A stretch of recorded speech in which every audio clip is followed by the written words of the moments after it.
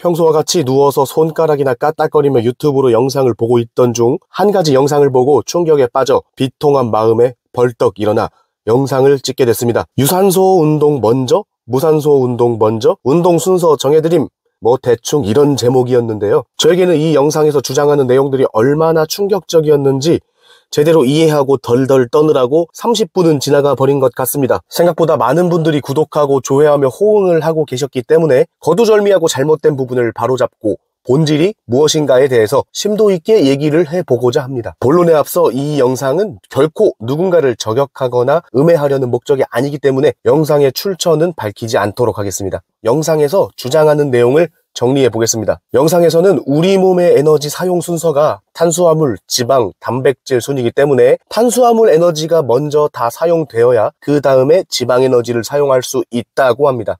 탄수화물 에너지가 먼저 다 사용되어야 그 다음에 지방 에너지를 사용할 수 있다고? 이어서 탄수화물이 다 사용되지 않으면 지방 연소가 되지 않기 때문에 러닝머신을 20분에서 30분 이상 타야 한다고 합니다. 마찬가지로 탄수화물이 다 사용되어야 지방 에너지를 쓴다는 말이잖아. 그렇기 때문에 웨이트 트레이닝으로 탄수화물 에너지를 전부 사용하고 이후에 러닝머신을 타게 되면 지방 에너지를 끌어다가 쓸 수 있는 시스템이 된다는 것입니다. 지금부터 이 논리가 얼마나 공포스럽고 위험한지에 대해서 정확한 근거를 바탕으로 하나씩 뜯어보도록 하겠습니다.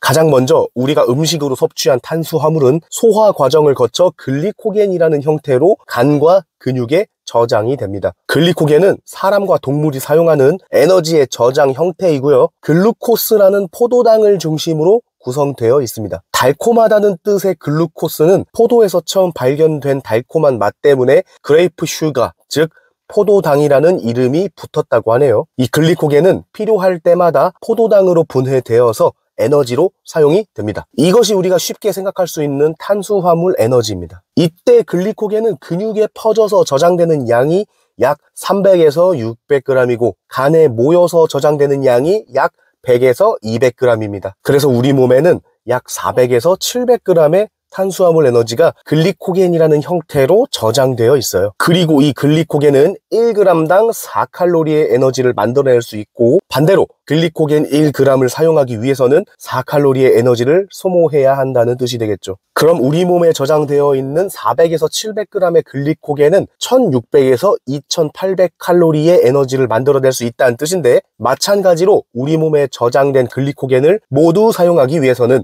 총 1600에서 2800칼로리의 에너지를 소모해야 한다는 뜻입니다. 벌써부터 머리가 어질어질해지지 않나요? 이 탄수화물 에너지는 우리가 무산소 운동이라고 하는 순간적으로 강도 높은 힘을 쓸 때 사용됩니다. 그리고 한 번에 강도 높은 웨이트 트레이닝 1시간으로 소모할 수 있는 에너지의 양은 기껏해야 300에서 400칼로리예요. 양보해서 1시간의 운동에 400에서 500칼로리를 사용한다고 했을 때 글리코겐은 약 100에서 120g, 즉 우리 몸에 저장된 전체 양의 20에서 30%에도 미치지 못하는 양이죠. 다시 말해 1600에서 2800칼로리에 저장된 글리코겐을 무산소성 운동으로 모두 소모해내기 위해서는 아주 높고 일정한 강도로 최소 4시간에서 5시간 이상을 수행할 수 있어야 한다는 뜻입니다. 이런 논리라면 웨이트 트레이닝으로 탄수화물 에너지를 다 쓰기 전에 과로로 죽을 수도 있을 것 같아요. 애초에 저장된 글리코겐을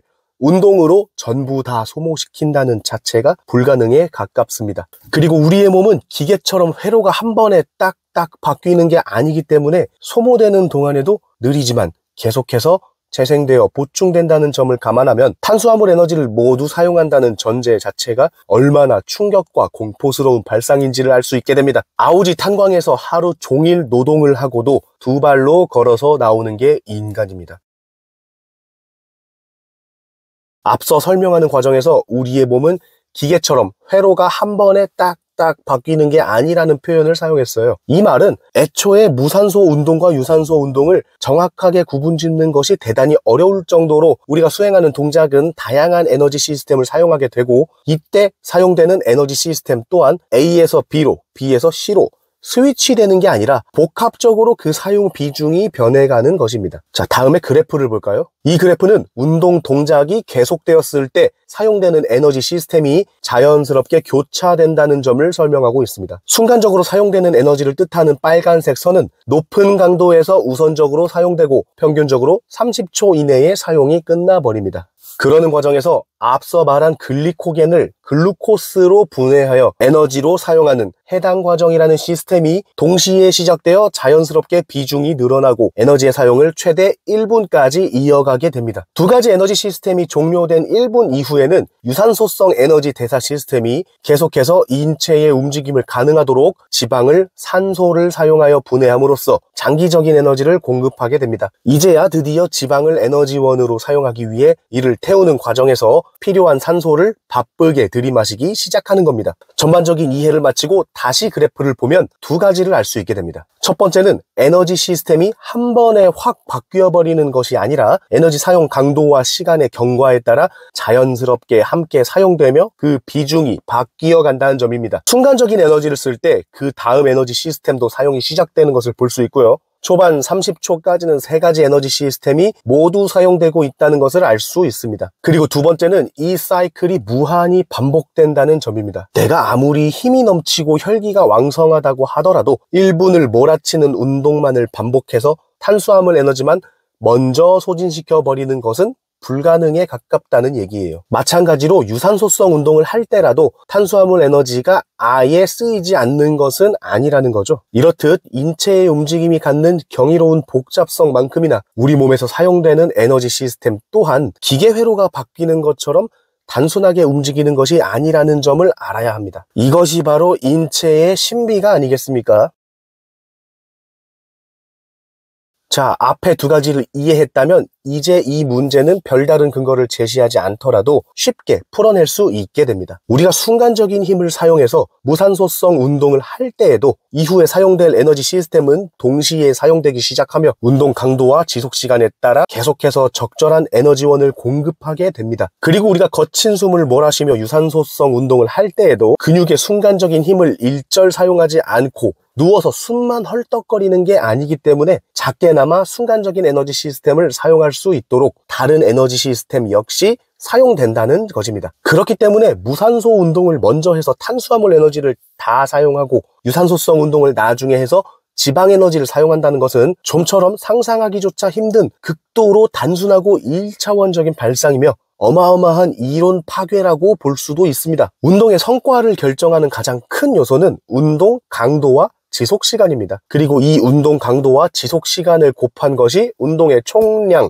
즉 볼륨이 되겠죠. 어떤 에너지 시스템을 쓰던 간에 그것이 한두 번에 그친다면 그 차이와 효과를 만들어내지 못합니다. 에너지 시스템의 사용 여부와 상관없이 높은 강도로 오랜 시간 지속되었을 때 우리는 운동의 성과를 온몸으로 느끼고 판단할 수 있게 돼요. 결국 금비대를 하던 운동 기능을 발달시키던 다이어트를 하던 가장 중요한 것은 운동 강도와 지속 시간 그리고 운동의 총량이라는 점을 잊지 말아야 합니다.